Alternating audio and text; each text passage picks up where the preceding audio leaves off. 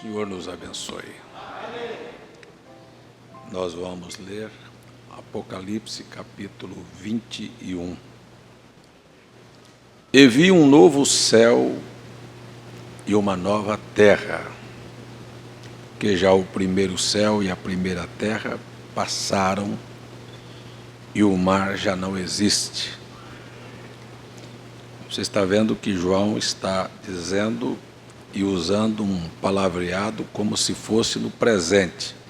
São coisas que haverão de acontecer no futuro, mas ele fala usando o presente. Vi o novo céu, uma nova terra, e já o primeiro céu e a primeira terra passaram. Então dá-se a entender aqui, se você não prestar atenção, que é uma coisa do futuro, mas ele está falando aqui como se já tivesse acontecido. Passaram. E o mar já não existe, está dizendo como se fosse no presente, não é? E quando você olha, o mar não existirá, o céu e a terra passará, mas ele usa o termo no presente. E eu, João, vi a santa cidade, a nova Jerusalém, que de Deus descia do céu adereçada como uma esposa ataviada para o seu marido. Como termo comparativo, como. Aqui não está dizendo que a nova Jerusalém é a esposa, está dizendo como, fazendo uma comparação. Amém? Porque já existe uma doutrina que não existe nova Jerusalém, que a nova Jerusalém é a noiva. Isto não é o que a Bíblia diz. E ouvi uma grande voz do céu que dizia: eis aqui o tabernáculo de Deus com os homens, pois com ele habitará, e eles serão o seu povo, e o mesmo Deus estará com eles e será o seu Deus. E Deus limpará, agora já veja, isso já vai para o futuro, e Deus limpará de seus olhos toda lágrima, e não haverá mais morte, nem pranto, nem clamor, nem dor, porque já as primeiras coisas são passadas. Veja, quando isto acontecer, as primeiras coisas serão passadas. E o que estava sentado sobre o trono disse: eis que faço nova todas as coisas. E disse-me: escreve, porque estas palavras são verdadeiras e fiéis. E disse-me mais: está cumprido. Eu sou o Alfa e o Ômega, o princípio e o fim. A quem quer que tiver sede, de graça lhe darei da fonte da água da vida. E quem vencer, herdará todas as coisas, e eu serei seu Deus, e ele me será meu filho. Mas quanto aos tímidos, aos incrédulos, aos abomináveis, e aos homicidas, e aos fornicadores, e feiticeiros, e aos idólatras, e todos os mentirosos, a sua parte será no lago que arde com fogo e enxofre, o que é a segunda morte. Nós lemos a tua palavra, ela é a verdade, são palavras fiéis, e nós apenas pedimos, nos abençoe com as mesmas hoje à noite. Em nome de Jesus, amém, Senhor. Amém. Assentai-vos, irmãos.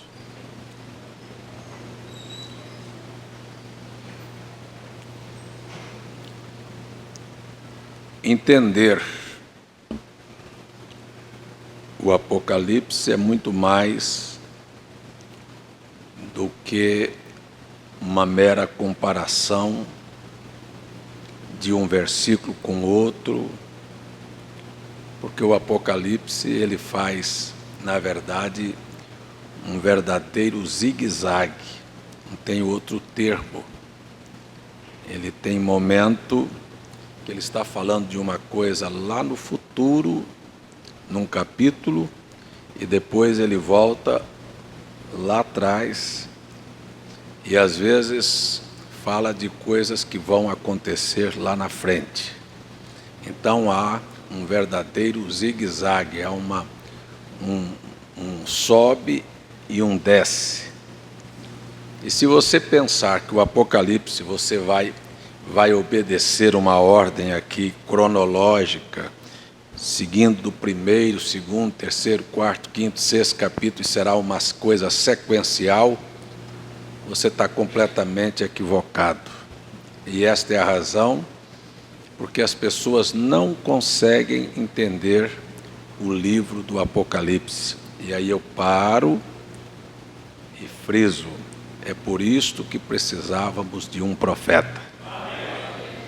Sem uma visão profética, você não consegue juntar os quadros. Se tomarmos os 3 primeiros capítulos do Apocalipse, ele está tratando de 7 períodos da igreja na Terra. Não tem como a gente discutir uma coisa que está estabelecida, só se quiser ser ignorante.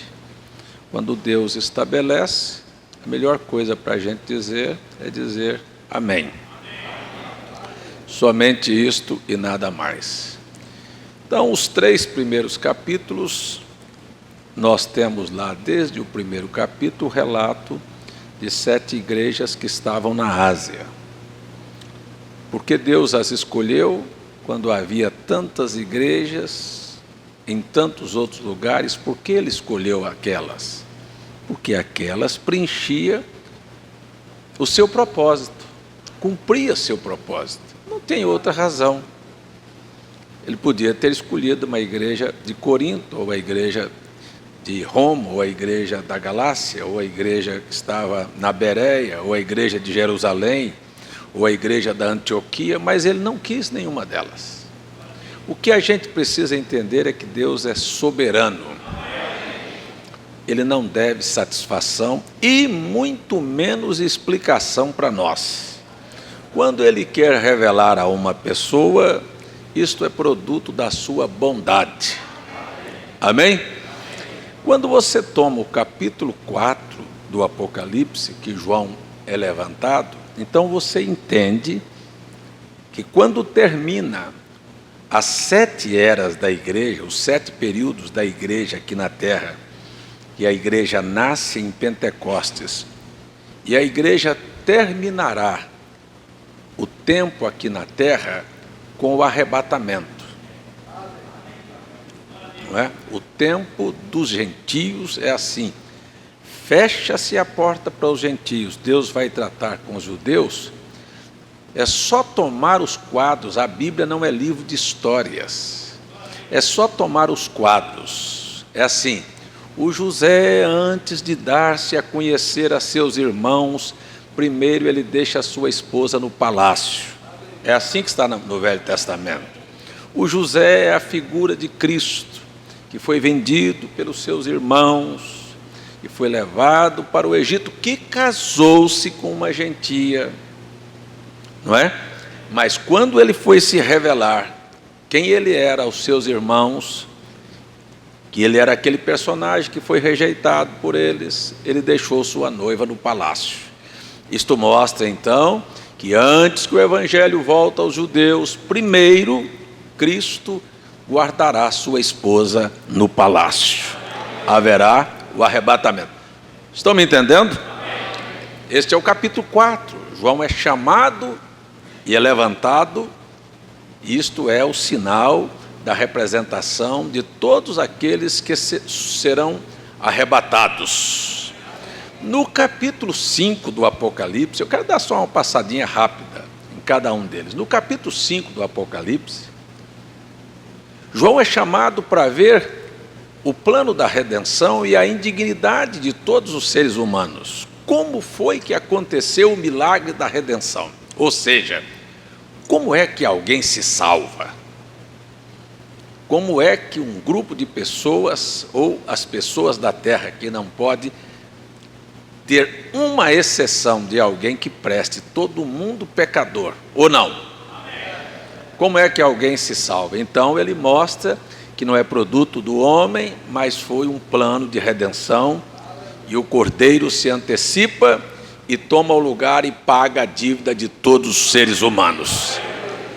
No capítulo 6, abre-se os selos é assim, quando você tomar o capítulo 1, 2 e 3 do Apocalipse, o capítulo 6 do Apocalipse, que é o livro dos selos, agora preste atenção, que é o livro aonde está contido 6 selos, no 6º capítulo de Apocalipse, tem 6 selos ali.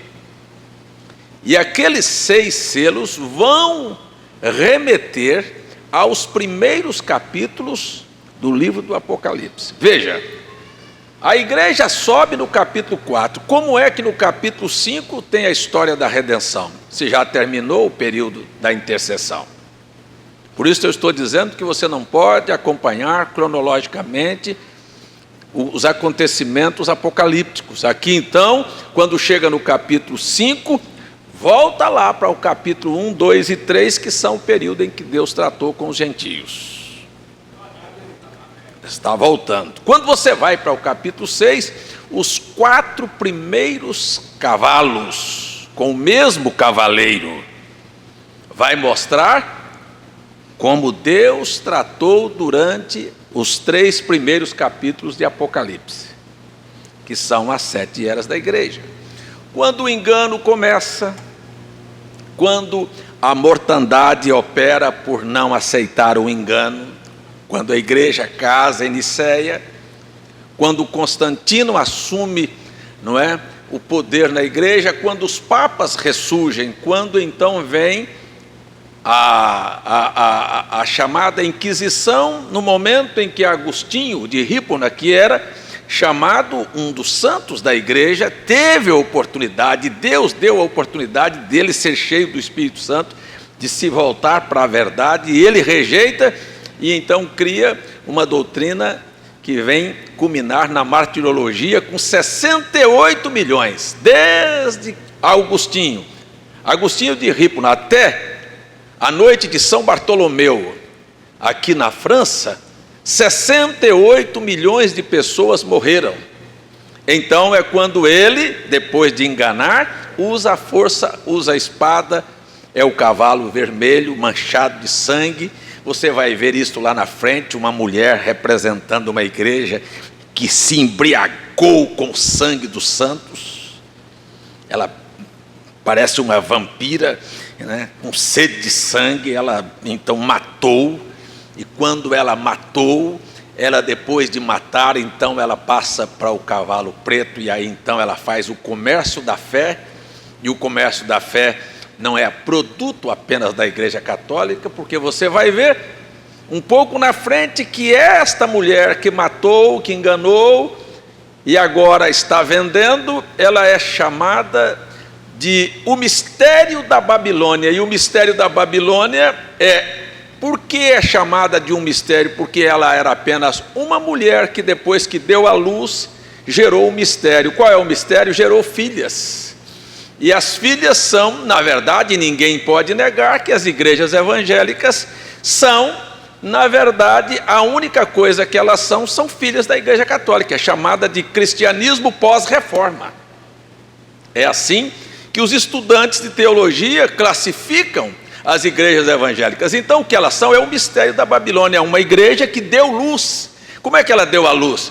Lutero se levantou, queria reformar a igreja, ela não quis, expulsou ele. Quando expulsou, gerou a reforma protestante. Foi um mistério, uma coisa misteriosa que ninguém esperava, e daí quando ela gerou as igrejas evangélicas, que são as igrejas protestantes, você vai ver que criou-se o mistério da venda, do comércio da fé.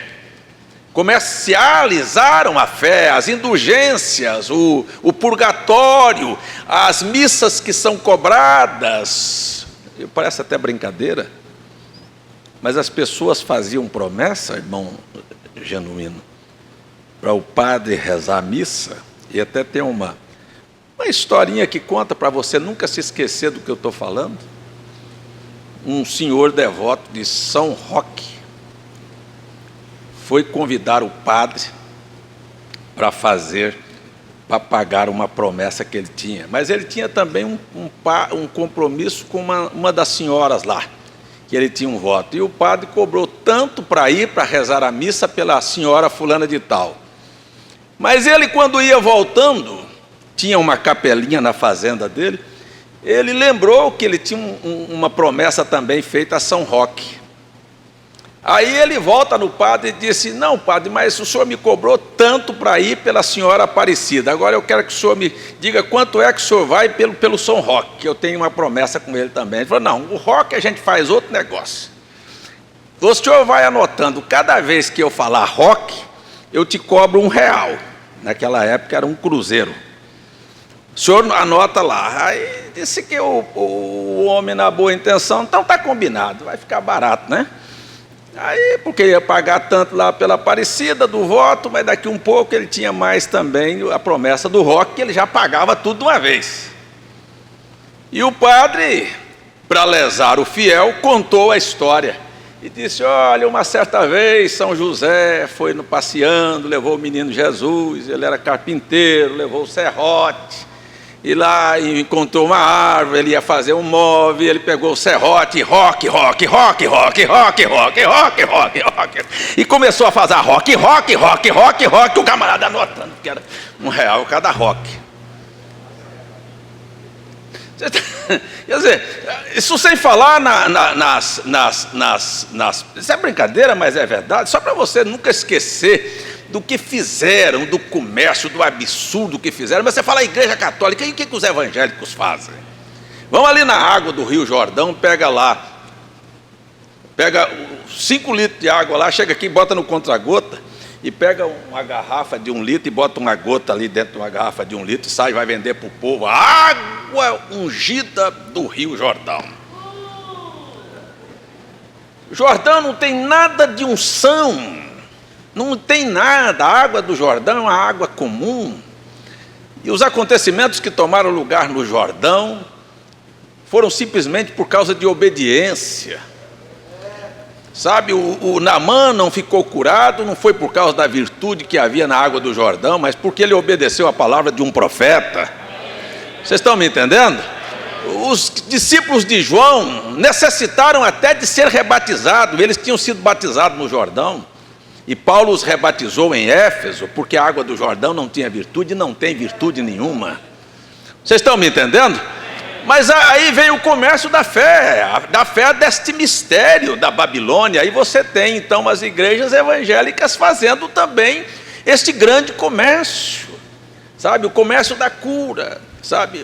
Os desafios para poder arranjar dinheiro, arranjar bens materiais, e todos esses desafios estão lá representados, lá no capítulo 6 do Apocalipse, no cavalo negro que tem uma balança, que vende, que mercadeja para o povo. Olha, isto aqui, o pão custa tanto, a cevada custa tanto, mas o Espírito Santo gritou, houve um trovão que surgiu de lá e disse: não faça dano ao azeite e ao vinho. Ou seja, o Espírito Santo ainda trará revelação a um pequeno grupo que está na era de Sardes, que se representa por aqueles que escaparam. E sempre Deus teve um remanescente, sempre houve alguém que escapou deste mistério da Babilônia, sempre Deus terá o seu povo que, juntando no final, será chamado seus escolhidos e sua noiva.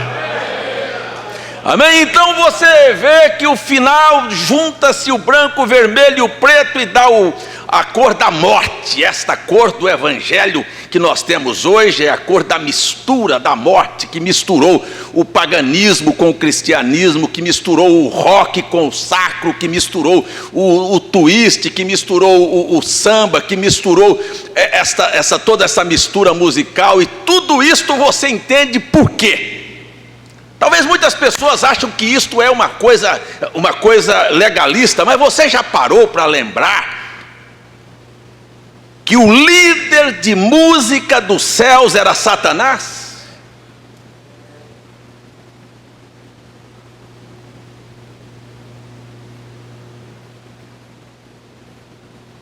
Quem Quem dirigia os cânticos do céu era o Lúcifer. É ele que criou todos estes ritmos, e ele, como sendo parte, fazia parte, um dos guardiões do trono, sabe perfeitamente a música que agrada a Deus. E por isto, quando o profeta prega a mensagem demonologia, que são espíritos substitutos, ele sabia como substituir o santo e fazê-lo profano, como misturar uma letra que é santa com um ritmo que é profano, que é contrário à natureza de Deus, e fazer isto ser uma coisa abominável. Ele tem o paganismo misturado com o cristianismo, ele tem o candomblé misturado com a fé cristã. Você vê que estes pregadores, me desculpem, eu estou falando aqui de um mistério, mas você vê que os pregadores de hoje, eles fazem com que as pessoas sejam supersticiosas, eles estão impressionando as pessoas com macumba, com feitiço, com olho grande, com não sei mais o que, com maldição e tantas outras coisas para as pessoas viverem impressionadas, e eles se apresentam como os quebradores de maldição e os desfazedores de macumbas. É isso que a religião apresenta, principalmente a neopentecostal, que eu não preciso citar não, mas precisar de citar eu cito, como Igreja Universal e R.R. Soares e mais não sei quem, e Sara Nossa Terra e mais um monte de coisa. E tudo isso não passa de uma mistura, sabe? E tudo isso é morte. Tanto é morte uma doutrina da Trindade, quanto é morte o comércio, quanto é morte estes hinos que nada tem de hinos, que nada tem para agradar a Deus, quanto é morte esta mistura, sabe? Deste sincretismo da fé, um pouco de catolicismo, um pouco de espiritismo, um pouco do candomblé, misturou tudo isso. E tudo isto você vai ver que está nos selos do Apocalipse. Está lá no quarto cavalo, está lá para acontecer no final de todas as coisas. E quando você para em tudo isso, você volta lá atrás. Desde a primeira era até a última era, você tem a era de Éfeso, que era aqueles que têm um alvo. E aí você para e diz, eu também tenho um alvo. E você precisa manter a sua fé pura, você precisa olhar para Jesus, você precisa aprender a crer na Bíblia, você precisa aprender a tirar os olhos, sabe? E não fazer inclusive as suas próprias interpretações, porque esta é uma desgraça também. Quando na primeira era se criou o nicolaísmo é simplesmente a deposição do Espírito. São pessoas que acham que sabem, que entendem, que podem ser liderados pelas suas próprias ideias, conceitos que eles obtiveram ao ler as Escrituras. Vou bater forte. A primeira era da igreja abriu-se com a presença de um profeta. Paulo era um profeta, tinha o domínio profético da palavra. Como é que a pessoa pode ter uma mente fechada? Ora, se Paulo era um profeta, então imaginemos uma lavoura. Quando você põe uma semente, haverá um estágio para aquela semente se desenvolver, crescer, amadurecer e voltar a ser grão igual ao grão que foi plantado.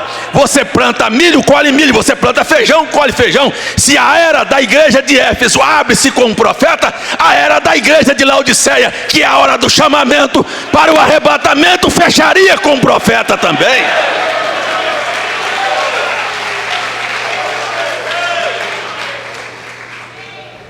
O alvo era claro. Paulo disse assim, que coisa? Como é que um profeta dizer, o Espírito Santo diz que nos últimos dias haverá tempos trabalhosos. Ele estava olhando aqui os últimos dias. Será que isso não é profético? Será que não é profético quando ele parou e disse, e eu sei que há aqueles que aprendem e nunca chegam ao conhecimento da verdade. Por quê? Porque andam na sua própria imaginação. Isso tudo chama-se nicolaísmo. Isso tudo é uma organização do homem, que ele não pode entender que maldito é o homem que confia no homem. Não, eu não vou crer num profeta porque é um homem, mas ele crê nele, crê na sua própria ideia, e ele esquece que ele é um homem também.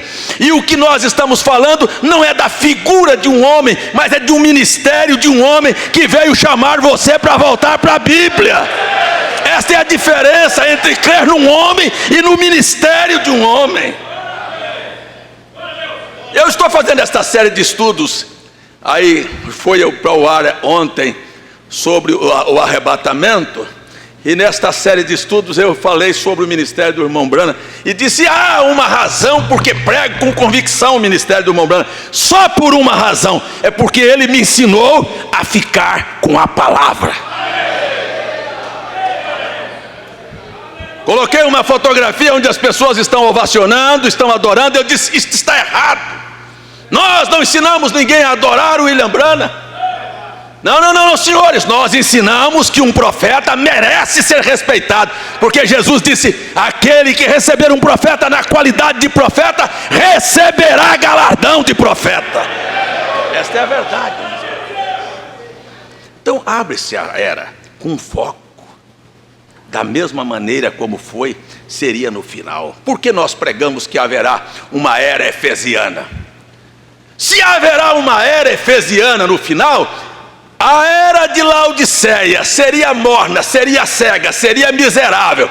Mas escuta, não haverá uma era efesiana no final? Haverá uma era efesiana, porque na era efesiana havia os verdadeiros, mas na era efesiana havia os nicolaítas. E os nicolaítas, por andarem pela sua imaginação, são mornos, são cegos, são pobres, são miseráveis. Mas aqueles que mantiveram o seu alvo, olhando para o final, eu estou chamando você aqui, não é para olhar para uma interpretação, mas é para olhar para o assim diz o Senhor. Essa é a palavra. Amém. Então quando você muda de área de Esmirna, mas como é difícil, vem uma perseguição. Se você quer se manter fiel à palavra, você saberá o que é que Jesus disse ou quis dizer quando expressou estas palavras: todo aquele que quiser viver piamente em Cristo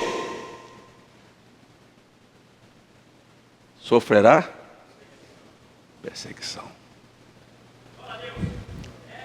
Todos os que quiserem viver piamente, você vai ver que as pessoas vão te mal entender, vão te perseguir, vão te denegrir. Isto é amargo, isto é a era de Esmirna.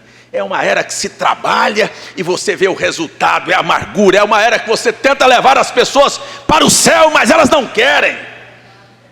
É uma era que você tenta mostrar que existe um céu para se ganhar. Abra mão de qualquer conceito, creia na palavra, mas as pessoas não querem.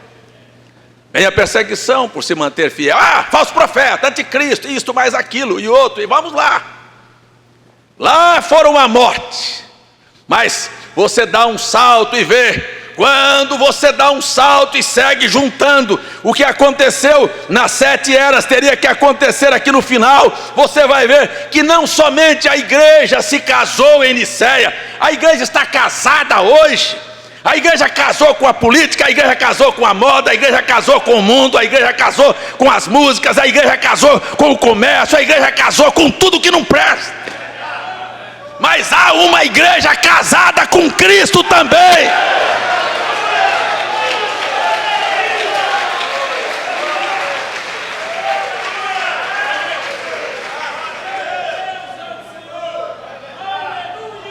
Amém. A gente precisa de passar de vez em quando nas eras. Eu queria pregar sobre Apocalipse e vou chegar lá no final. Deus vai me ajudar a chegar lá. Amém.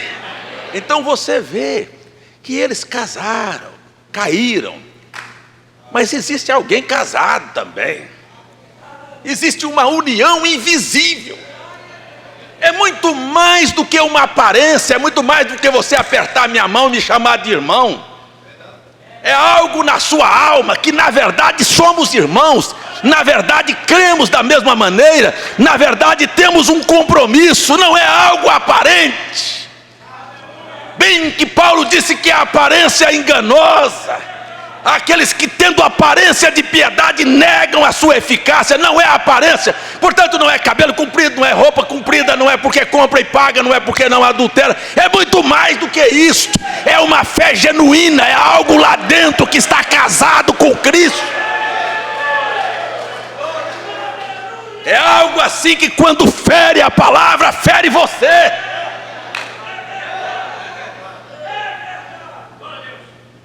Como é que você e Cristo são a mesma pessoa? Porque Cristo é a palavra, e quando se fere a palavra, fere você. Não importa o que falem do César, não importa o que falem do tabernáculo, isso para mim não vale nada. Mas quando se fere a palavra, fere-se a Cristo e atinge a sua alma, porque há uma união invisível com Cristo na alma do eleito, porque a noiva e o Espírito dizem a mesma coisa.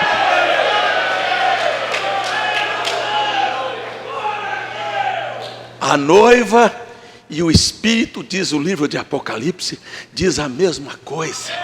O que é que diz o Espírito? É o que está na palavra. E o que diz você? É o que está na palavra. Louvado seja o nome do Senhor. Então isto é o que você vê. Então quando você chega à era de Tiatira, que coisa, que quadro. Você fala assim, Tiatira, isto foi lá no ano 1500 e pouco, quando a igreja estava dominando. Este é o domínio feminino. Este é o domínio feminino. Sabe, hoje o Congresso Nacional estava ali, ministros e senadores e deputados e autoridades de vários países reunidos para fazer com que as mulheres se enganjem na política. Elas não podem ser donas de casa, elas não podem ser mães, elas não podem ser mulheres. Elas têm que ser políticas, elas têm que ser funcionárias públicas, elas têm que ter alguma coisa para fazer, elas não podem ficar e cuidar dos seus afazeres. Vamos enganjar as mulheres. É a época do domínio. Você vê homens trabalhando para que estas coisas... pastor, o senhor é machista? Não, eu estou falando o que a Bíblia disse que haveria diante dos nossos olhos. O que aconteceu lá está acontecendo aqui. E aí você para e diz, mas é a mulher na política, é a mulher no trabalho, é a mulher fora do seu lugar. É a mulher. O que é a mulher? É a igreja. Qual é a condição da igreja? Eu vi uma pastora pregando essa semana. Mandaram um vídeo para mim. Dizem que o homem é o cabeça. E ela disse, é a verdade, mas a mulher é o pescoço. E é o pescoço que manda na cabeça. E eu falei, que coisa interessante, que coisa engraçada. Sabe o que ela estava dizendo? É a igreja que manda em Cristo. É a igreja que dirige Cristo. Você vê, não é a cabeça, não é a palavra, não é Cristo, é a igreja, é o pescoço. Ela dizia, e você olha e sabe que é verdade. Não importa o que a palavra diz, importa o que a igreja diz. A igreja católica, assim desavergonhadamente vem a público e diz, a tradição vale tanto quanto a palavra. A igreja evangélica se esconde, ela não tem coragem de botar a cara para fora igual a igreja católica. Ela vem e diz assim, não, nós cremos na palavra, mas olha a cabeça, nós cremos no cabeça, mas nós é que mandamos nele. Como é que ela fala isso? Ela fala simplesmente assim, não é assim que a nossa igreja faz. Está aqui, mas o meu pastor diz que é diferente. Está aqui, mas nós fomos ensinados e praticamos diferente. Vocês estão me entendendo? Essas são as manobras. Este foi o que aconteceu lá. Isso é o que está acontecendo aqui. Mas aí você passa para a era de Sardes. E quando você chega na era de Sardes, você vê a pressão, mas você vê alguém escapou. Aleluia! Aí você diz, lá atrás, alguém escapou aqui hoje à noite. Não foi só lá que escapou deste emaranhado, desta teia de aranha, deste laço do passarinheiro, desta emboscada, não. Você acha que é uma bênção, uma igreja em cada esquina? Você está enganado. É um engano em cada esquina, para ver se apanha a maior quantidade de pessoas. Mas Jesus disse, não temas, ó pequeno rebanho, porque ao Pai agradou dar-vos o reino do céu. Disse Jesus, as portas do inferno não prevalecerão contra a minha igreja. Neste meio todo, aí você acha que você é o inteligente, que você conseguiu a sair dos enganos.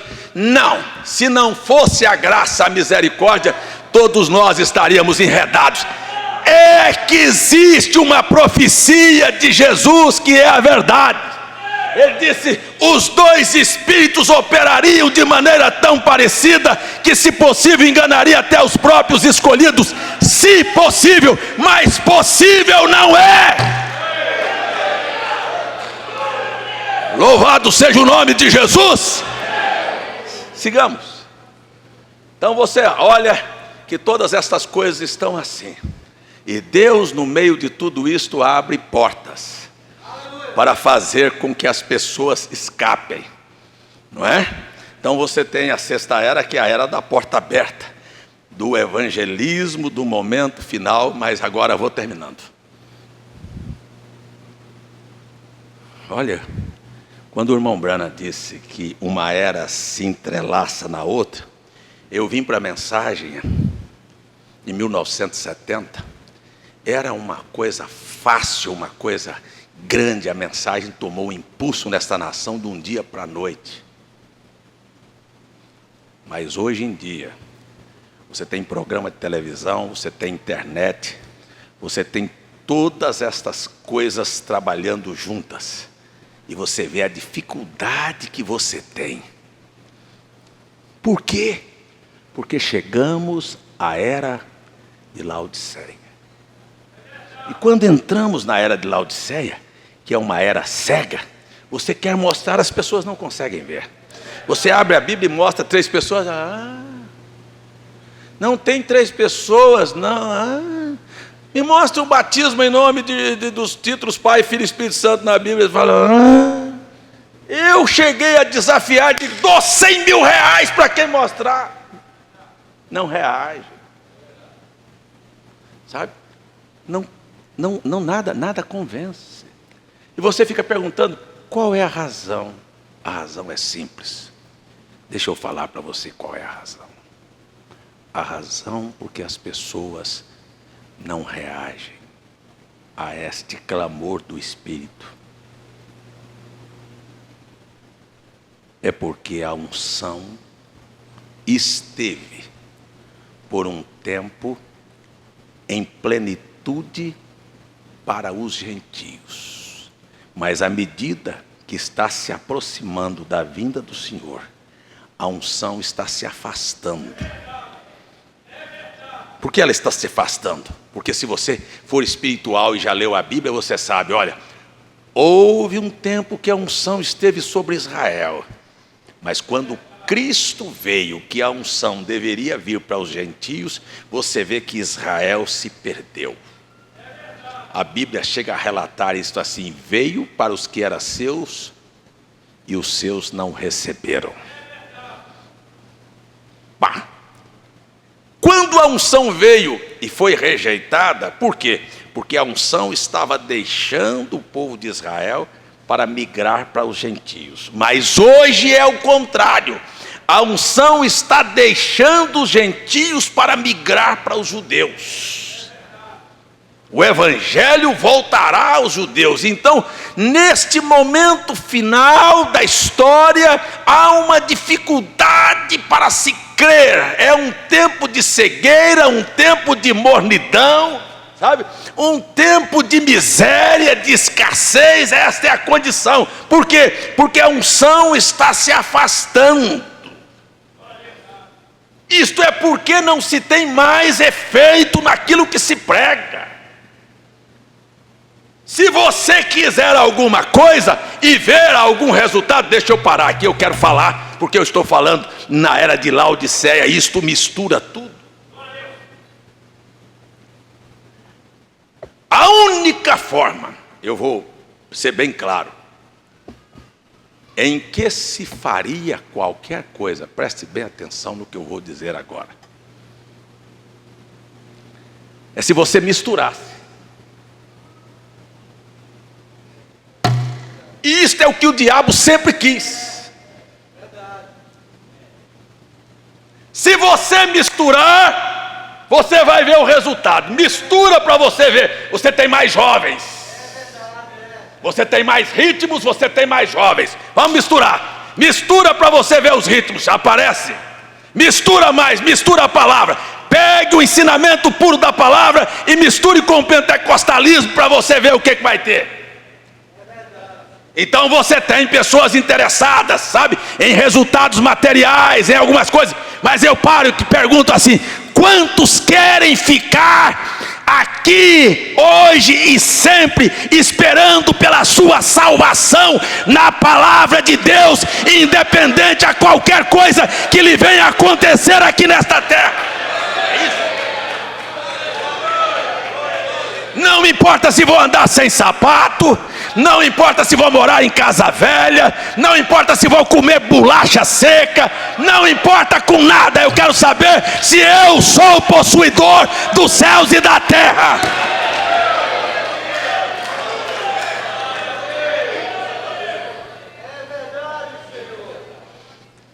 O profeta William Branham foi tão claro em dizer, ele diz: qualquer homem que se mantiver com a palavra, chega a hora do abandono para ele.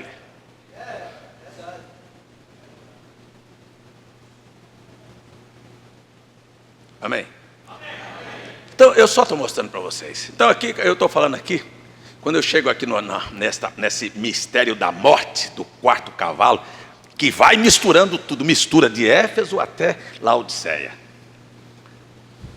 Aí quando termina a era de Laodiceia, vem o arrebatamento. Nós estamos no capítulo 4. Aí quando termina o arrebatamento, você fala assim: mas e o capítulo 5 e 6 que ainda estão lá no capítulo, e o capítulo 6 que ainda estão o 5º e o 6º selo?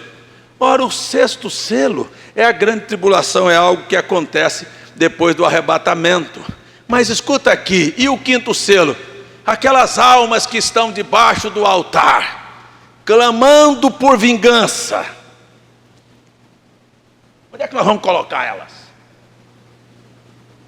O arrebatamento já deu, a tribulação, será que será na grande tribulação em que serão mortos? Será que eles estariam clamando por justiça depois que morressem na tribulação? Aí um profeta vem, entra em cena e diz: não, isto aqui aconteceu. São aqueles 6 milhões de judeus que foram mortos pelos ditadores por causa de serem judeus. Por que eles foram mortos? Porque eles pediram, seus pais pediram na hora de sua cegueira, que o sangue deste justo, falando de Cristo, recaia sobre nós e sobre os nossos filhos. E aí estava esta maldição através das eras. No ano 71, Tito os expulsou, os matou, e eles se esparramaram pelo mundo e foram perseguidos de nação em nação, até chegarem ao extermínio por Hitler, Stalin, pelos ditadores, para cumprir as escrituras. E agora eles se apresentam, e Deus olhando, Deus sendo justo, Deus viu que eles não mereciam aquilo, e Deus sabia porque eles tinham rejeitado a Cristo, porque Deus tinha amado a mim e a você primeiro, porque Deus tinha um propósito muito maior. Deixa eu dizer aqui para o diabo ouvir: o diabo perdeu, e o diabo perderá. E o diabo perdeu esta vez e perderá sempre, quando ele pensou que ele ia simplesmente lançar Deus, fazer Deus mandar as pessoas para o inferno. O prazer dele é arrastar multidões para lá. Mas Deus disse, quando você volta no Velho Testamento e vê o José, quando se apresenta a seus irmãos, ele diz assim: não precisa temer, eu vim para aqui porque Deus mandou. Deus fez com que vocês me rejeitassem, para que vidas fossem poupadas. Deus fez com que os judeus rejeitassem a Cristo, para que eu e você pudéssemos ter uma chance. Ou estaríamos todos perdidos, porque éramos considerados cães. Louvado seja o nome do Senhor. Ora, se Deus fez com que eles rejeitassem a Cristo e padecessem durante as eras da igreja na mão desses ditadores, Deus agora olharia aquilo sem nenhuma misericórdia, quando eles disseram: e nós não fizemos nada, nossos pais fizeram, mas nós não fizemos, por que pagamos? Deveriam ler agora Jeremias, quando diz: os pais chuparam uva, os filhos é que desbotam os dentes.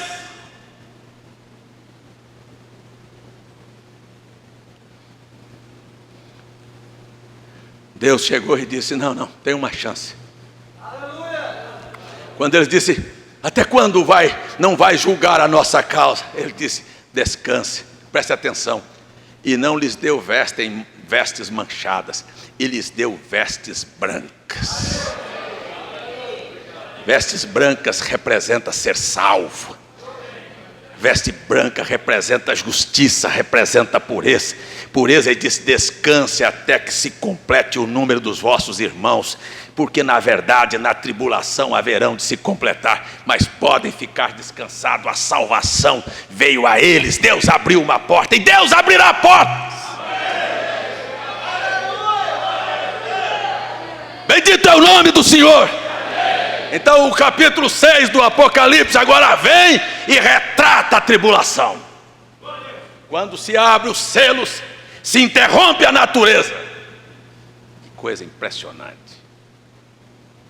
Todo dia fazem filmes falando de meteoritos, falando de animais pré-históricos, falando de guerra, falando de miséria, falando de gente voando num pedaço de carro velho que sobrou, de gente andando nos carros velhos, mendigando e brigando nos desertos. Todos os dias essas pessoas estão montando esses quadros. Estes são os quadros, podem olhar que os filmes que hoje ganham cartazes e ganham Oscars, quais filmes são? Eles anunciam sem saber a estreia da grande tribulação. Eles estão sendo treinados, suas mentes estão sendo treinadas para o que eles viverão, a miséria que o mundo entrará. Esse é o sexto selo. Mas o sexto selo se abre com uma interrupção na natureza. 2 profetas, Apocalipse 11, agora profetizando sobre o que vai acontecer em Apocalipse 6. Apocalipse 11, remetendo-se a Apocalipse 6, ao sexto selo. Apocalipse 12, remetendo-se a Apocalipse 6, Apocalipse 13, Apocalipse 14, Apocalipse 15, Apocalipse 16, Apocalipse 17, Apocalipse 18, Apocalipse 19. Tudo isto fecha-se aqui embaixo da grande tribulação, a destruição da Babilônia, aqueles que vão comer a carne da grande prostituta, o mistério que João ficou esbabacado em ver.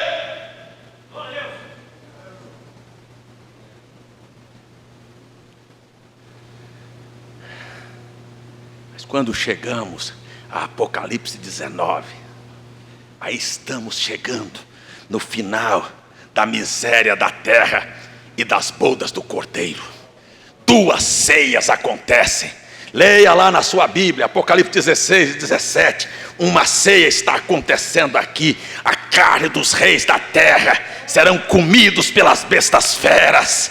Leia Apocalipse 16, a miséria, o sol, o calor, o que vai acontecer, as chuvas de meteoritos, chuvas de saraivas do peso de um talento, 45 quilos. Olha o que está acontecendo. Mas quando você chega em Apocalipse 19, que é o final dessa tragédia da terra, é o final de uma festa no céu. Porque é simultâneo. Enquanto a terra entra em tribulação, nós celebramos a nossa vitória. Enquanto a terra está em miséria, a noiva vive o que a Bíblia chamou de a grande ceia das bodas do Cordeiro, a festa do casamento, o encontro da noiva com Cristo.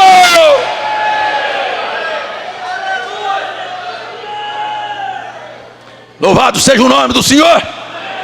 Quando você chega em Apocalipse 11, é hora de acabar com a festa.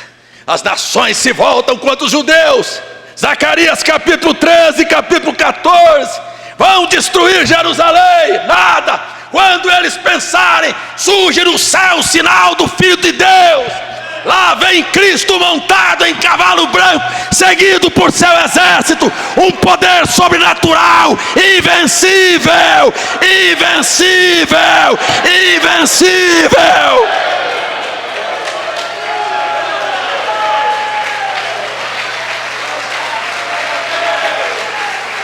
Aleluia, aleluia. Você imagina, nós não estamos vivendo no século I, nós estamos já no século 21, no ano 2016. Quantas emissoras de televisão do mundo todo serão enviados seus repórteres para ver a destruição de Jerusalém? Quantos jornalistas, fotógrafos, cameramen estarão posicionados para ver quem ataca primeiro, quem destrói, quem vai acabar com toda Jerusalém. Que surpresa! Enquanto eles estão olhando para ver os tanques. Eita, eu estive lá no Vale do Megido, onde a Bíblia falou do Armagedon. Quando você olha o final desta história, você fica fascinado. Quando eles sentarem e disserem agora, que é aquilo lá? Eles estão olhando para aqui, mas alguma coisa os chamará a atenção para lá. Aleluia!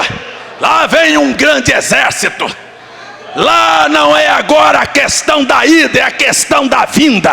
Seguia no exército do céu. Imagine você quem vai estar com ele lá. Vamos. Imagine você quando ele estiver voltando, quem estará com ele lá. Lá não tem lugar para covardes. Lá agora é o enfrentamento. Lá não há lugar para frouxos. Gente que não tem coragem de enfrentar esta sociedade, este mundo, as modas, estas vaidades, esta internet pornográfica, esta civilização do diabo, esta política nojenta.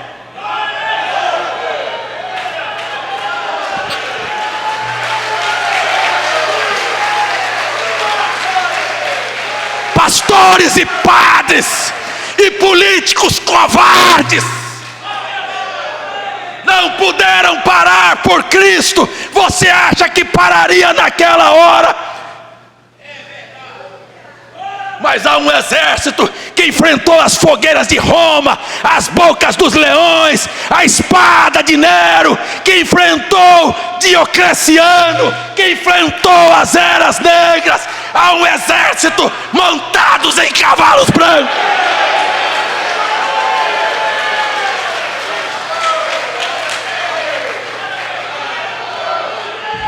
Há homens e mulheres que disseram: não, Satanás, não, Satanás. Nós ficamos sozinhos, mas ficamos com a palavra de Deus.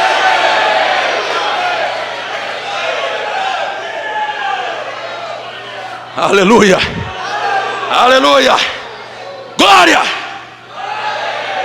Eu gosto disso, eu gosto disso. E depois que ele tinha visto toda a miséria e todas essas coisas na terra, ele disse: e depois destas coisas, ouvi no céu como um grande voz, uma voz de uma grande multidão. Aleluia! Eu espero estar lá no meio desta multidão. Tem alguém que tem coragem de dizer aqui: eu não sou covarde?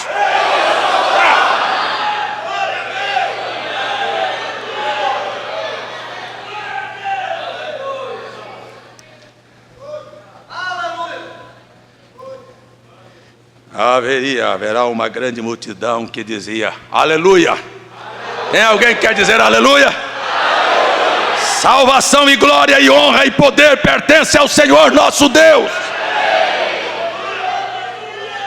Porque verdadeiros e justos são os teus juízos, pois julgou a grande prostituta, que havia corrompido a terra com a sua prostituição, e das mãos dela vingou o sangue dos seus santos. Espera aí, prostituta velha. E outra vez disseram: aleluia! E a fumaça da prostituta dela subiu, e dela sobre para todo sempre. E os 24 anciãos e os 4 animais prostraram-se e adoraram a Deus, assentado no trono, dizendo: amém, aleluia. E saiu uma voz que dizia: louvai o nosso Deus, vós todos os seus servos, e vós que temeis, tanto pequenos como grandes. E ouvi como que a voz de uma grande multidão, como que a voz de muitas águas, como que a voz de grandes trovões, que dizia: aleluia, pois já o Senhor nosso Deus Todo-Poderoso reina. Regozijemos e alegremos-nos e demos glória, porque vindas são as bodas do Cordeiro, e já sua esposa se aprontou. E foi-lhe dado que vestisse vestidos de linho fino, puro, resplandecente, porque o linho fino são a justiça dos santos. E disse-me: escreve: bem-aventurado aqueles que são chamados às ceias da boda do Cordeiro, porque haverá uma ceia das bestas aqui na terra. E disse-me: estas são as verdadeiras palavras de Deus. E lancei-me aos pés do anjo para adorar. Profeta não recebe adoração. Profeta verdadeiro vai mandar você ficar de pé. Profeta fez uma mulher que se prostrou ao pé dele no México. Quando ele ressuscitou a filha dele, disse: levante, não sou eu que ressuscitei sua filha, foi Jesus Cristo. Eu não mereço glória, é Jesus que merece ser glorificado. Amém. Quando adoraram Pedro, quando adoraram Paulo, nenhum deles recebeu adoração.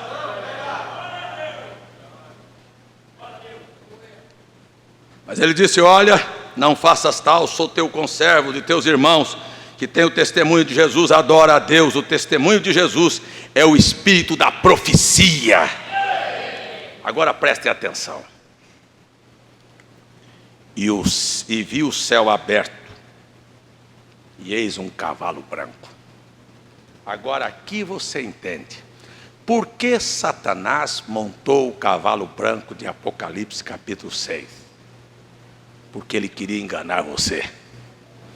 E Jesus disse: preste atenção, que ninguém te engane.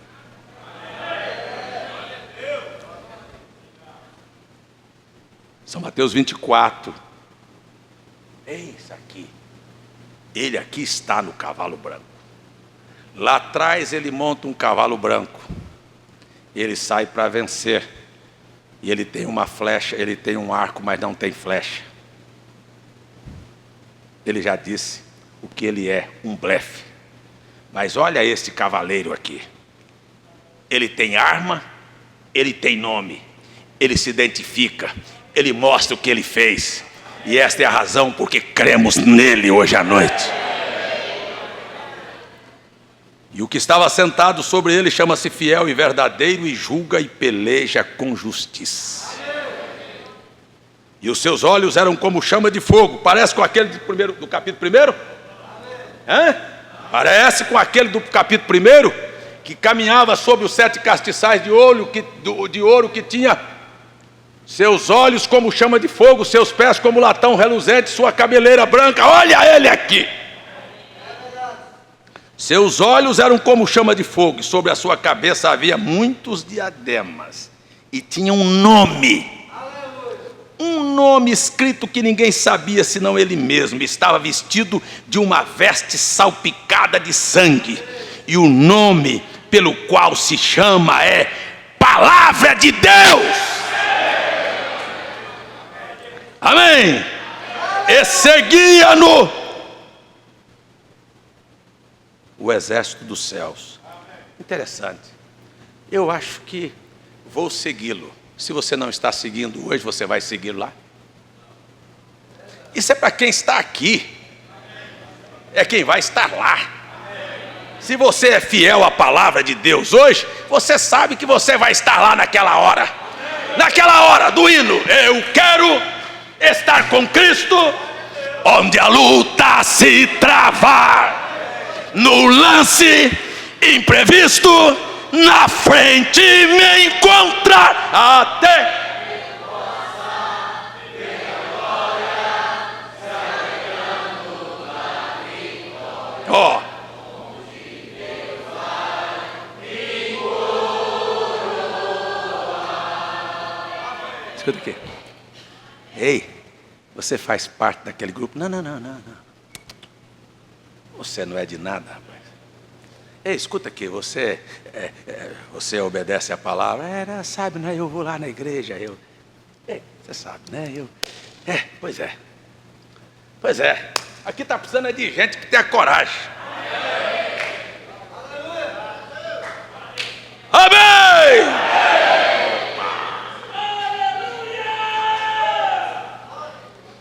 Seguia-nos os exércitos dos céus em cavalos brancos. Você não está pensando que é a história do Maomé, que está lá com a guarda, trocando de cavalo de 6 em 6 horas, porque vai ressuscitar e vai montar um cavalo para correr as guerras do Oriente e conquistar o mundo. Não, toda a Bíblia fala de animais como poderes. Eles estão revestidos de um poder sobrenatural. Isso é cavalgar em um cavalo branco.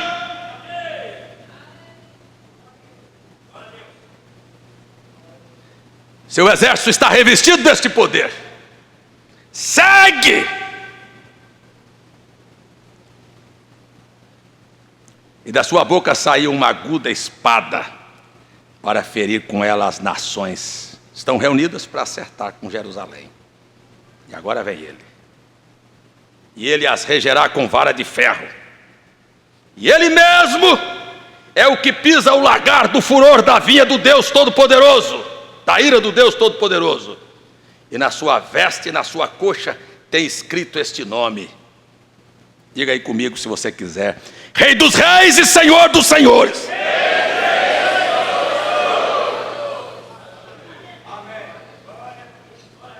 E vi um anjo que estava no sol e clamou com grande voz, dizendo: todas as aves que voavam pelo meio dos céus, agora escute, vinde ajuntai para a ceia do grande Deus.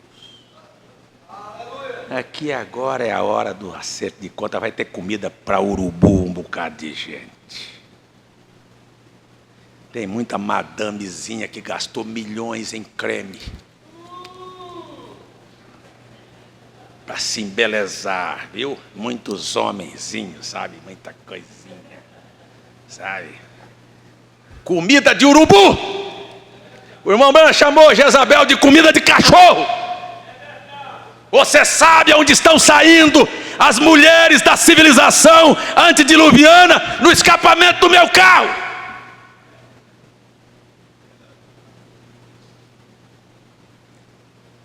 Madamezinhas que não podem ter seu corpo para servir a Deus, e homens que acham que seus corpos não foram feitos para servir a Deus, serve pelo menos para ser bucha de canhão, para comida de cachorro, para as aves do céu se alimentarem, para se tornarem fósseis e tornarem petróleos. Está lá o Oriente Médio cheio de petróleo, exportando petróleo para o mundo. De onde vieram?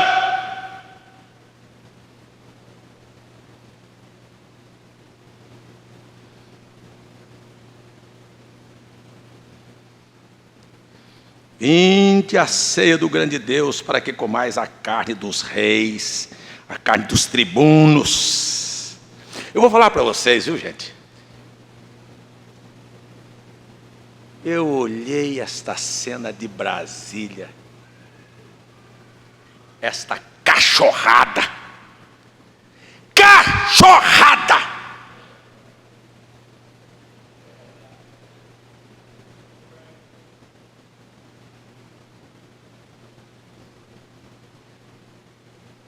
de um mordendo o outro, de tentar tomar o poder. Eu não tenho nada com esta política. E eu falei para Deus, me deixa ser imparcial, me deixa ter o coração limpo. Não é porque eu não votei, não é porque eu não acreditei neste partido, mas eu não quero também, sabe, partir para o lado de quem está partindo, praticando qualquer injustiça. Eu não quero é nada com isso, meu reino não é deste mundo. Eu não quero saber disso. Me deu nojo, eu estou com nojo dessa situação.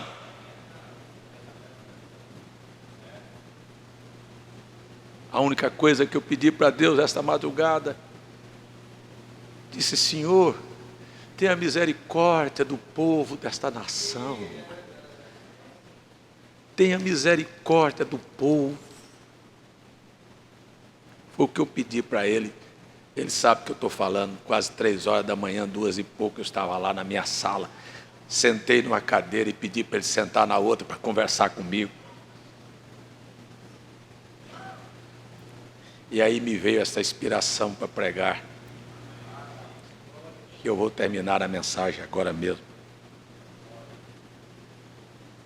Sabe, cansa da agonia de ver essa nojeira.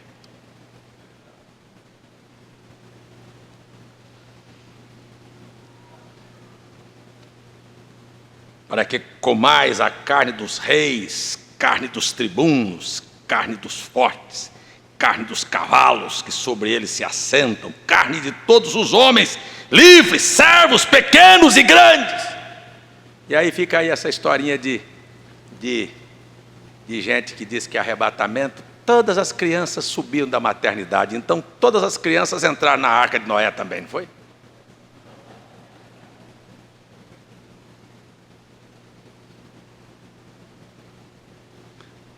Deus muito bem sabe, se houvesse um amanhã, o que seriam essas crianças.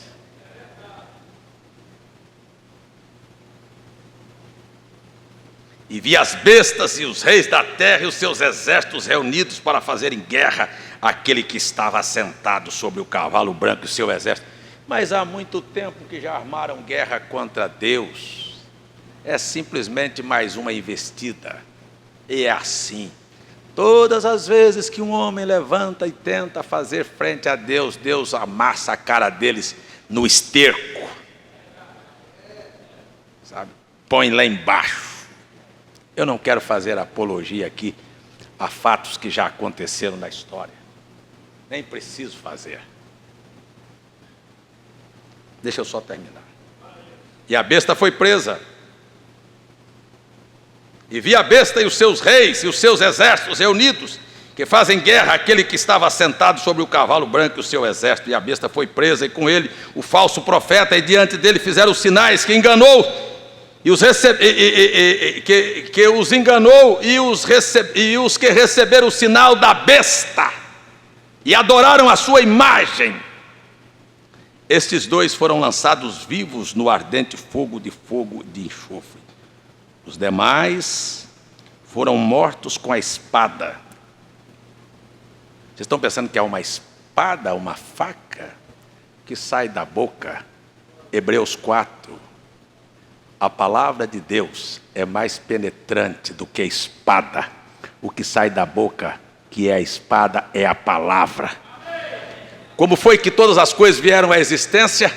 Pela palavra. Como todas as coisas haverão de terminar? Pela palavra. Pela palavra ele disse haja.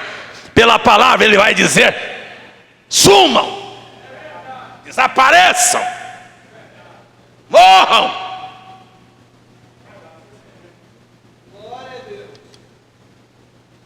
Deixa eu terminar. Vocês têm paciência comigo? Amém. Vou terminar. E a besta foi presa, lançados no lago de fogo e enxofre. E os demais foram mortos com a espada da sua boca, que estava sentado sobre o cavalo, e todas as aves se fartaram de suas carnes. Talvez você seja carne para elas.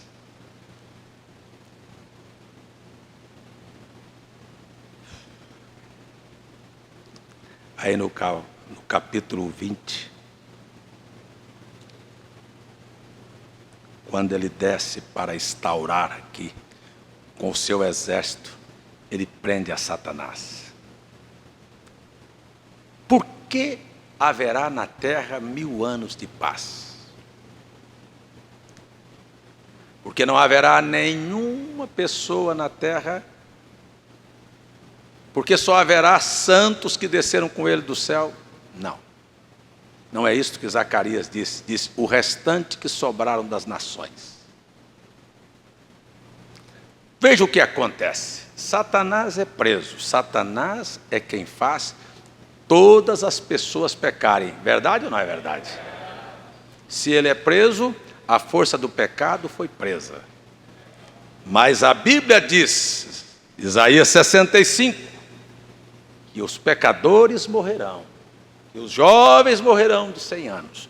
Porém, aqueles que foram arrebatados, seus corpos são glorificados. Esses nunca mais verão a morte. Amém. Posso ouvir seu amém? Amém? Mas os outros não.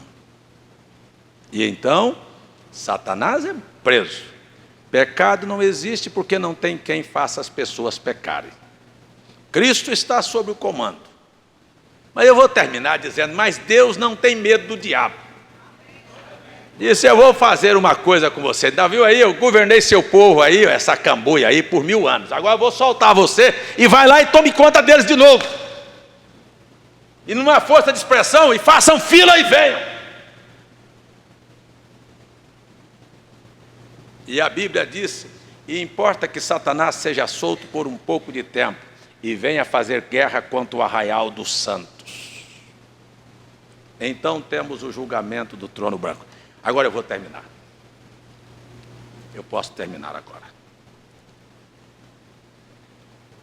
E aí eu vejo o juízo final. Estou falando do capítulo 20. Você lê na sua casa. O verso 11 diz, e vi um grande trono branco, e o que estava sentado sobre ele, cuja terra fugiu, e o céu, e não se achou lugar para eles. E vi os mortos, grandes e pequenos, estavam diante do trono. Então, julgamento. Depois disso, destruição, fogo e enxofre. Aqui termina toda coisa. Agora preste atenção. E vi um novo céu.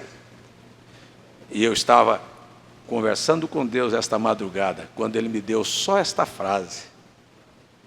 E eu disse, o que o senhor quer que eu fale com isso? Só me deu esta frase. Eu vou terminar o culto com esta frase. Porque o resto não é comigo, é com Ele. E vi um novo céu e uma nova terra. Porque já o primeiro céu e a primeira terra passaram e o mar não existe. Está falando do que vai acontecer. E eu, João, vi a santa cidade, a nova Jerusalém, que descia do céu, adereçada como uma esposa ataviada para o seu marido. E ouvi a grande voz do céu que dizia, eis aqui o tabernáculo de Deus com os homens, pois com ele habitará e eles serão o seu povo, e o mesmo Deus estará com ele e será o seu Deus. Prestem atenção. E Deus limpará dos seus olhos toda lágrima, e não haverá mais morte, nem pranto, nem clamor, nem dor, porque já as primeiras coisas são passadas. Vamos ficar em pé. Deixa a sua Bíblia aberta se quiser. Eu vou ler só este verso agora. E o que estava sentado sobre o trono disse. Foi isto, depois de estar orando esta madrugada, e perguntando sobre o que pregar, aquilo veio lá dentro da minha alma. Eis que faço nova todas as coisas. Foi tudo o que eu ouvi esta madrugada. Eis que faço nova todas as coisas. Agora eu vou terminar só com isso. No princípio criou Deus os céus e a terra. Aqui não está falando de criação. Criou. Criou é chamar de uma coisa que não existe para a existência. Fazer é tomar do que existe e dar forma. Isto é fazer. Deus criou o homem à sua imagem, um ser espírito. Mas no capítulo 2 diz a Bíblia, e Deus fez o homem do pó da terra. Criou, fez. Há uma coisa entre criação e feitura. Aqui diz que ele vai fazer nova, porque os céus não vai ser criado, porque os céus já existem. A terra não vai ser criada, porque ela já existe. Ele vai fazer tudo novamente. Eu estou tentando te dar o que eu recebi. Preste atenção. Vou fazer nova todas as coisas. Eu estou olhando para um futuro. Eu estou olhando para um futuro, mas numa linguagem no presente. Por isso, desde o princípio do culto, eu estou dizendo, veja que João está olhando lá e falando no termo presente. Que estava sentado sobre o trono disse, eis que faço nova todas as coisas.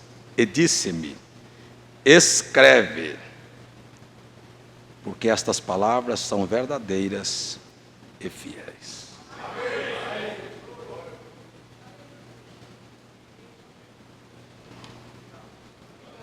Por favor, feche os seus olhos.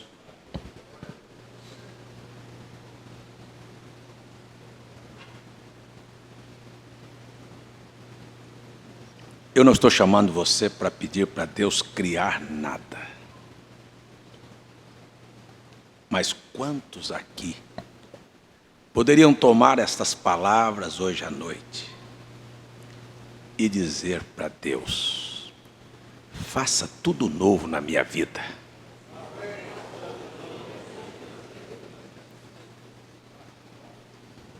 Oh,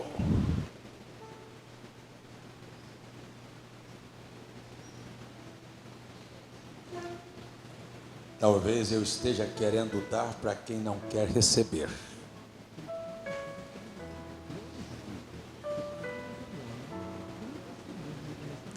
Não é questão de criar. Cria uma situação. É algo que não existe. Mas faça acontecer tudo novo. Talvez você tenha uma casa que é uma desgraça. Mas você está hoje diante de um Deus que pode fazer tudo novo na sua vida.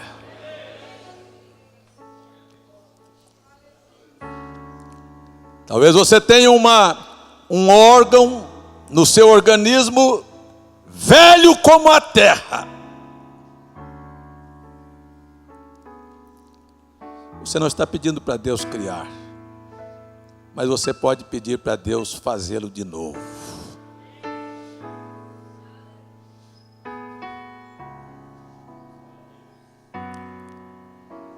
Talvez a sua alma esteja velha e cansada, suja e pecaminosa, mas você pode dizer, faça de novo, Senhor, Faça-me ser puro, faça-me ser limpo, faça-me ser verdadeiro. Escuta, eu estou falando algumas coisas, mas isto vai depender do seu interesse. Sabe que eu não entendo muito da sua vida, sabe que eu não conheço do seu dia a dia, mas a minha filha, a Cris, ali atrás, estava precisando de tomar um remédio e ela não queria tomar. Mas ela precisava de tomar um remédio. E como pai, eu tive que forçá-la a beber o remédio. E às vezes tive que até que usar a vara para que ela pudesse hoje ter saúde, ter escapado daquela infecção.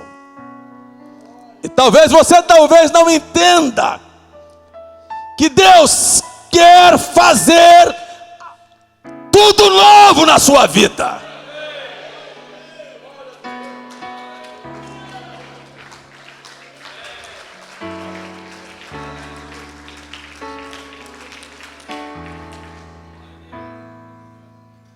Mas você não quer tomar o remédio. Você não tem interesse por ele. Sabe o que você queria mesmo? É que Deus criasse. Deus tem poder, se Ele quiser fazer, Ele faz. Que Ele crie. Sabe? Deus está prometendo fazer. Sabe, irmãos, eu cada dia que passa estou mais convencido. Ou seja, estou mais crente de que este é um ano de recomeço, quando tudo se faz novo.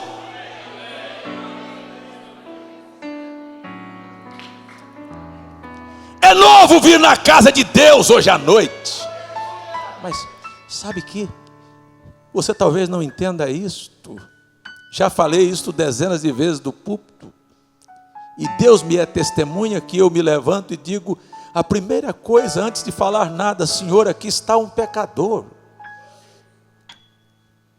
que reconheço o Senhor como Salvador. O que eu estou dizendo? Me deixa começar de novo. Faça um novo dia, faça uma nova oportunidade. Eu quero uma vida nova. Quer saber de uma coisa? Quer saber de uma coisa?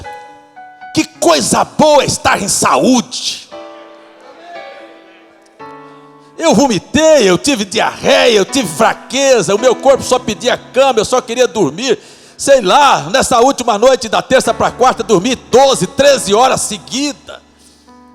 Esta noite eu não fui para a cama, fui quase meia-noite, 2h30 tinha acordado, a cama não me cabia mais.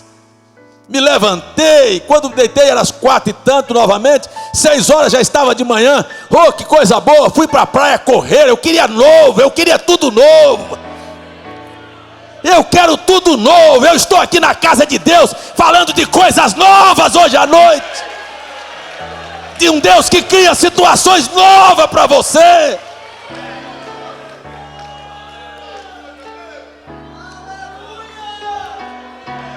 O povo não sabe aproveitar os seus fracassos, as suas dores, as suas doenças, para olhar para Deus e dizer: Deus, estou precisando de um fígado novo, estou precisando de um baço novo, estou precisando de um estômago novo, estou precisando de veias novas, estou precisando de minha família ser nova, do meu relacionamento ser novo.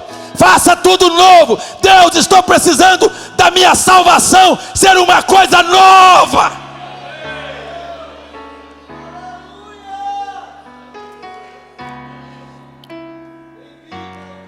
Tudo velho é cansado, tudo velho é enfadoso, tudo que é velho é rotineiro.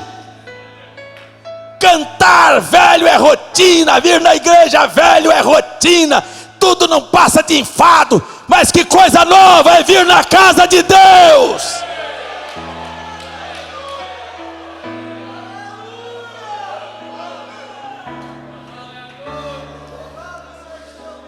Talvez muitos ouviram esta mensagem hoje à noite e diz que coisa, eu já ouvi o pastor pregar sobre isso milhões de vezes, mas para mim é novo, eu não esperava isso aqui hoje à noite.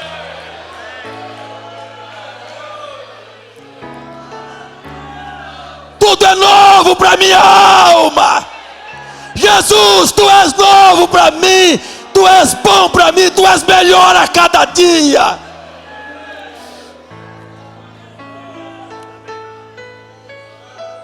Sabe de uma coisa? Eu termino aqui a minha parte, você começa a sua aí. Se você precisar que Deus faça alguma coisa nova para você, abra a sua boca e agora dê seu jeito. Abra a sua boca se você está precisando de filho novo, de marido novo, de mulher nova, sabe? Sabe, não é de arranjar outra não, é novo, Deus fazer novo, começar novo, uma vida nova, uma vida limpa, uma vida consagrada, sabe? Uma saúde nova, ei, um bom emprego, ei, peça para Deus.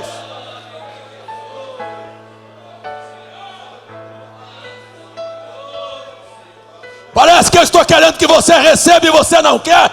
Se você quiser que Deus faça alguma coisa nova, pois agora abra a sua boca e diga para Deus que Ele disse que faria tudo novo e você quer tudo novo.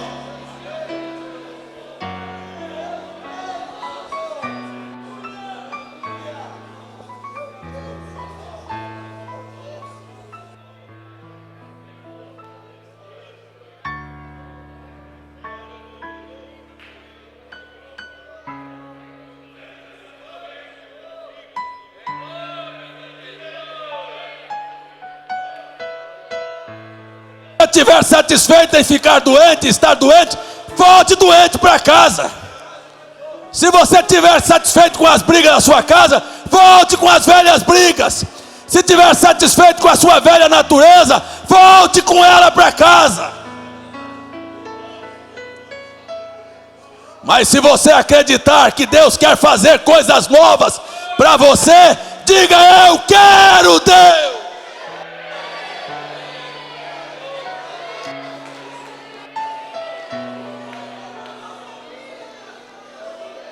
Chega de preguiça.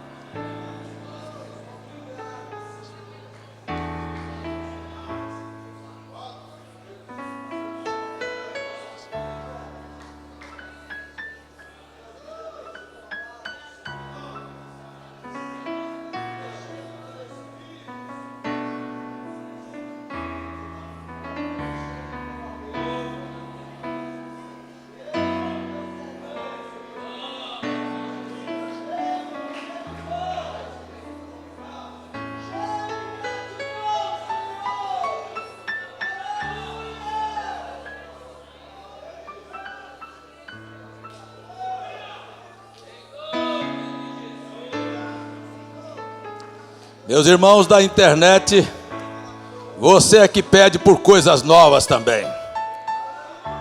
Eu simplesmente falei a palavra é a verdade. Deus disse: estas palavras são fiéis e verdadeiras. Eu estou falando porque Ele disse que faria coisas novas, e eu creio em coisas novas. Que Deus vai fazer passar a amargura, a tristeza, a dor, a doença, a decepção, a falência. Deus fará coisas novas, poderosas.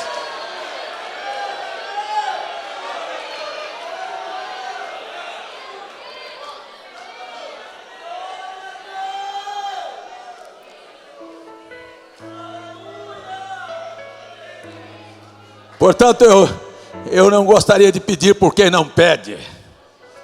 E quero dizer a qualquer pessoa que está me visitando aqui hoje: não estamos falando mal de igrejas, não estamos falando mal de pastores, não estamos falando mal da política, estamos falando mal do diabo. E quero dizer a você: nós amamos a você, seja de qualquer religião, de qualquer igreja. E quero dizer, se você desejar uma vida nova, Deus está aqui para te dar uma vida nova também. Deus quer salvar você da destruição. Deus quer te dar um novo céu e uma nova terra. E a qualquer crente velho e enferrujado, Deus quer te dar uma vida nova também.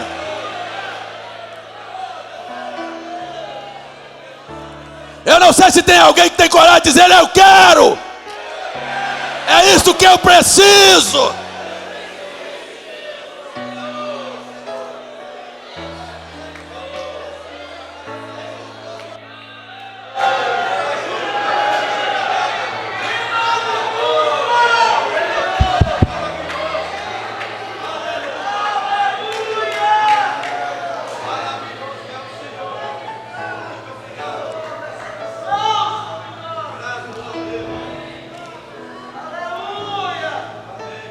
Pai, eu apenas segui a inspiração que o Senhor me deu. Agora, Pai, conhecendo a minha vida e a vida destas pessoas, eu quero te pedir uma coisa. Eu não quero voltar para casa com nenhuma doença. Eu estou te pedindo um organismo novo.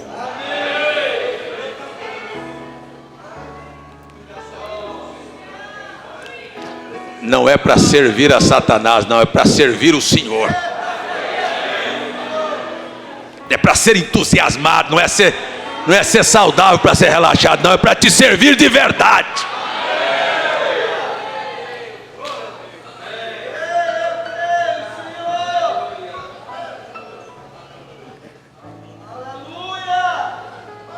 Eu estou falando porque eu gostaria que todos fossem assim, Senhor. Se tem muitos aqui desanimados e que parece que não se importam com nada, eu não sou culpado, Pai. Gostaria que todos, o Senhor fizesse tudo novo. Coração, vesícula, veias desentupidas, baço, fígado, ovário, trompas, cérebro.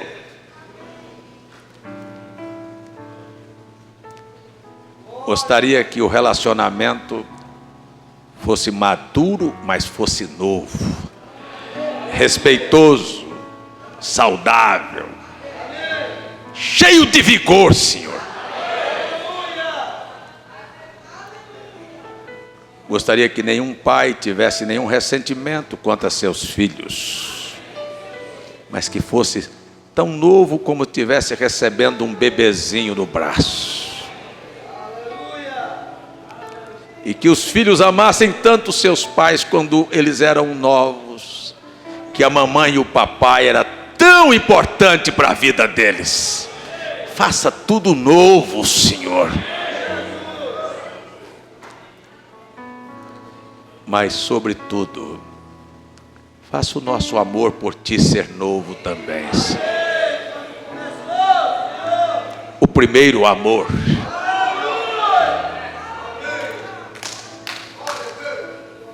Faça isto por nós aqui hoje à noite, Senhor. Faça tudo novo, Senhor.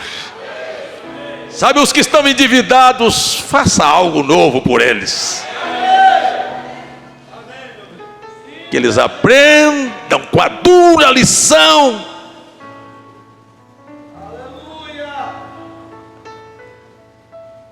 a viverem a vida dentro do padrão que o Senhor deu a cada um.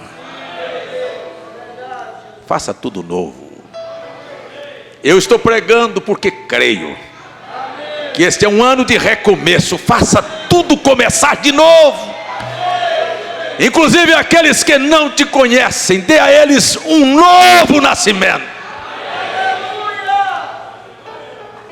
Mas se eles voltarem para casa aqui para repensarem a vida deles, que nenhuma pessoa volte à prática do pecado, mas que tenha um coração novo aqui hoje à noite, um espírito novo, uma alma nova, Senhor. Peço no nome de Jesus, peço no nome de Jesus, peço no nome de Jesus pelos meus irmãos da internet. Peço no nome de Jesus. Amém, Senhor. Amém. Amém. Se você crer, se você pediu, que o Senhor conceda o desejo do seu coração.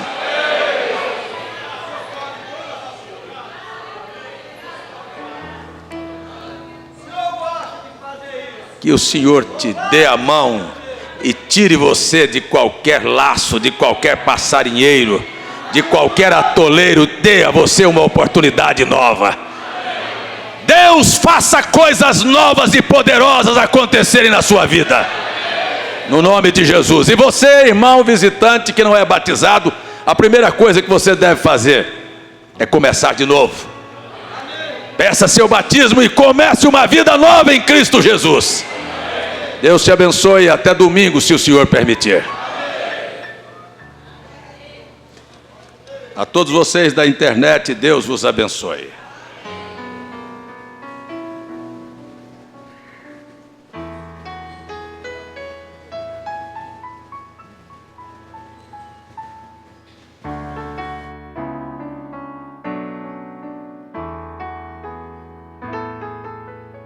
Lembrando, domingo às 9 horas estaremos juntos e às 5 horas da tarde teremos Santa Ceia do Senhor, se Ele nos permitir. E sábado, 1h30 da tarde, as vans sairão para Passira e João Alfredo, né? Dó. Deus os abençoe. Aleluia. Arrebatado fui no dia do Senhor,